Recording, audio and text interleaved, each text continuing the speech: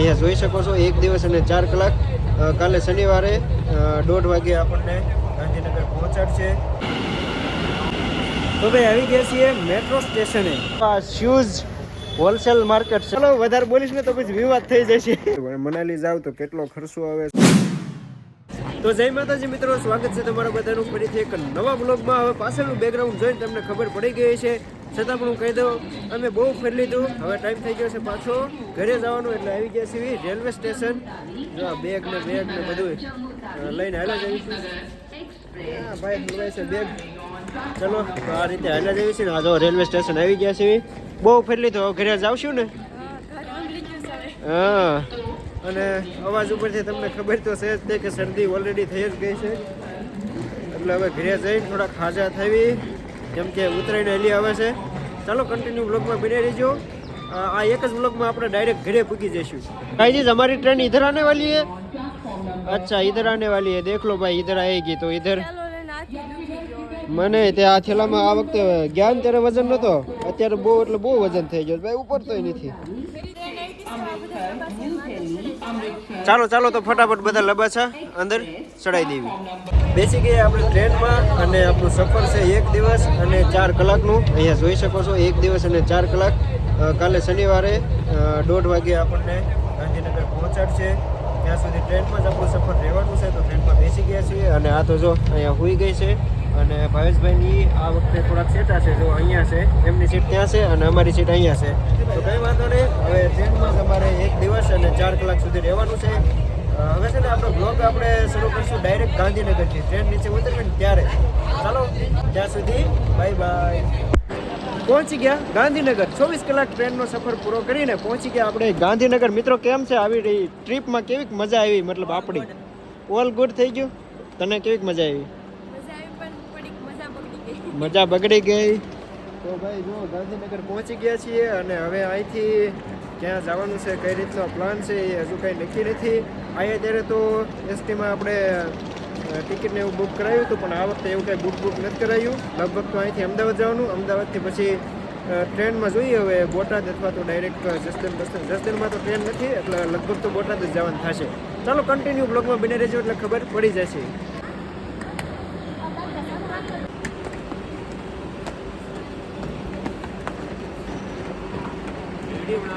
ચાલો ફાઇનલી આપણે ગાંધીનગરની લેમ્બોર્ગિનીમાં બેસી ગયા છીએ, અને હવે અહીંથી જવાનું છે। ભાવેશભાઈ કઈ બાજુ જવાનું છે આપણે? અમદાવાદ। અરે એમ ને પેલા આ શું છે? ગાંધી મંદિર। જો ભાઈ એક્ઝેક્ટલી રેલવે સ્ટેશનની સામે જ છે આ। ચાલો કન્ટિન્યુ બ્લોગમાં બની રહેજો। હવે અહીંથી જવાનું છે આ લેમ્બોર્ગિનીમાં બેસીને જ્યાં લુટવીન નાઝિક થઈશ। તો ભાઈ આવી ગયા છીએ મેટ્રો સ્ટેશને। હવે મેટ્રોમાં બેસી જવાનું છે અમદાવાદ, અને અમદાવાદથી પછી આગળનું કંઈ ખબર નથી। હાલો કન્ટિન્યુ બન્યા રહેજો।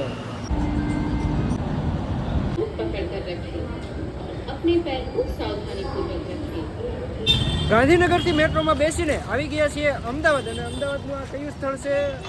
કયું છે આ સ્થળ? અરે આપણે ક્યાં ઉતર્યા? ઘી કાંટા। તો ઘી કાંટા ઉતરી ગયા છીએ, અને નાનું જો આ માર્કેટ છે ને, તો માર્કેટમાં આટા મારવી છે। કાંઈ લેવી કે ન લેવી તો નથી ખબર, પણ પહેલાં ખાવાનું છે યાર।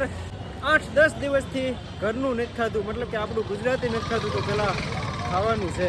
આ શૂઝ હોલસેલ માર્કેટ છે ભાવેશભાઈ, આ હોલસેલ માર્કેટ છે ને? અહીંયા બધું હોલસેલમાં મળે, શૂઝ ને એવું બધું। જોવો ભાઈ છે ને હોલસેલ દુકાનો। બજારેથી કાંઈ પણ ખરીદી કર્યા વગર આવી ગયા છે ડાયરેક્ટ અમદાવાદના ગાંધીગ્રામ રેલવે સ્ટેશન ઉપર, કેમ કે અહીંથી હવે જવાનું છે ફરીથી ટ્રેનમાં બેસીને ક્યાં જવાનું છે? ટ્રેનમાં બેસવું એટલે જલ્દી પૂગી જવી। અને જો ભાઈ ટ્રેન હોતન આવી ગઈ છે, તો અહીંથી જવાનું છે બોટાદ, અને બોટાદ પછી આપણી બ્રેજુડી। યાર કેટલા 10 દિવસ થઈ ગયા, બ્રેજુડીને બોટાદ બોલાવી છે। જો ભાઈ ટ્રેન આવી ગઈ છે। હા યાર બ્રેજુડીને 10 દિવસથી હાંકી નથી ને, તો એમ થાય છે કે બ્રેજુડી હાંકવી ભાઈ। ટ્રેનનો અવાજ બહુ આવતો બે ગયા છીએ ટ્રેનમાં, ને આ બધું સામાન તો સામાનનો જ આખું આ શું કહેવાય, આખી સીટ અહીંયા સામાનની જ ભરી દીધી કા? સામાન હોય તો ખરા ને, 10 દિવસનો સામાન હતો યાર। અને પાછો 4 જણાનો સામાન ભરી દીધો છે। હવે ડાયરેક્ટ બોટાદ આ બધું નીચે ઉતરશે, અને અમે પણ બોટાદ જઈને મળવી। હાલો તો દોસ્તો ફાઇનલી આપણે બોટાદ જંકશન એટલે કે બોટાદ રેલવે સ્ટેશને પહોંચી ગયા છીએ. આ જો બાજુમાં પડે ને એ જ રેલવેમાં આપણે આવ્યા છીએ અને હવે ઘર ભેગું થવાનું છે. કાં થાશું ને હવે ઘર ભેગા? હવે તો ઘર ભેગું ખાવું જ પડે ને. ને આ બાજુ જો આ બીજા યુટ્યુબર લોકો જાય છે. Excuse me please wait. રો તમારો અવાજ નહીં આવતો હોય. મિત્ર અમે રખડીને થાકી ગયા, બહુ ઘર યાદ આવે છે. ભાઈ એવું થાય. પોગવાની ઉતાવળ. કિરણબેન તમારો અનુભવ શું કહે છે? તમને શું? મારો અનુભવ તો બહુ સારો રહ્યો, પણ આ બેગ લઈને હવે અમે જાવી છીએ ઘરે. બેગ હજી આવીને આવી કે ટ્રીપ ગોતતા રહેજો. આ વખતે સિંગલમાં આપણે ટ્રીપ કરી હો. હા આ વખતે એવું જ કરવું પડશે. આ મિંગલમાં નથી. કઈ વાંધો ના, હાલો વધારે બોલીશ ને તો પછી વિવાદ થઈ જશે. ચાલો ભાઈ ભાવેશભાઈ એને આવી ગઈ છે એની ગાડી. સારું હાલો ભાવેશભાઈ, મળ્યા પછી. પાકું એમ ફોન કરો પછી. કાંઈ વાંધો નહીં, હાલો નેક્સ્ટ ટ્રીપમાં પછી મળ્યા.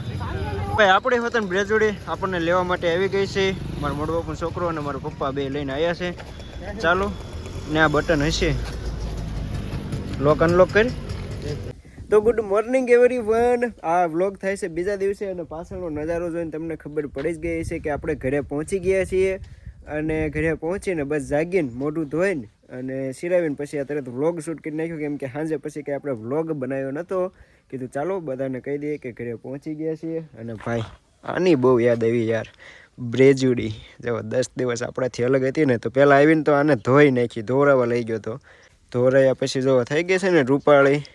પણ હા આ તો રૂપાળી થઈ ગઈ છે, મારે નાહવાનું બાકી છે. ત્યાંથી આવીને જે નાવા ધોવાનું એવું બધું બાકી જ છે.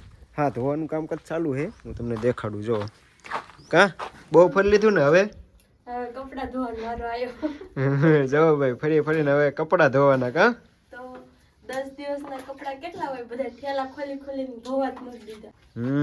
જો ભાઈ કપડાં ધોવાનું કામકાજ ચાલુ છે.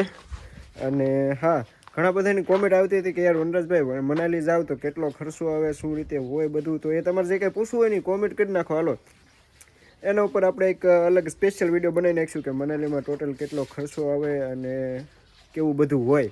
તો તમારે જે કંઈ જાણવું હોય ને કોમેન્ટમાં જણાવી દો. બાકી ચાલો આજના બ્લોગમાં આટલું જ. ઘરે પહોંચી ગયા, હવે થોડાક નાહી લેવી, નાહીને થોડાક રૂપાળા થઈ જવી અને પછી કન્ટિન્યુ બ્લોગ આવતા રહેશે. હવે ઉત્તરાયણ આવી ગઈ છે નજીક, તો આના પછી ડાયરેક્ટ ઉત્તરાયણનો જ બ્લોગ આવશે. ચાલો મળીએ નવા બ્લોગ સાથે, ત્યાં સુધી બાય બાય.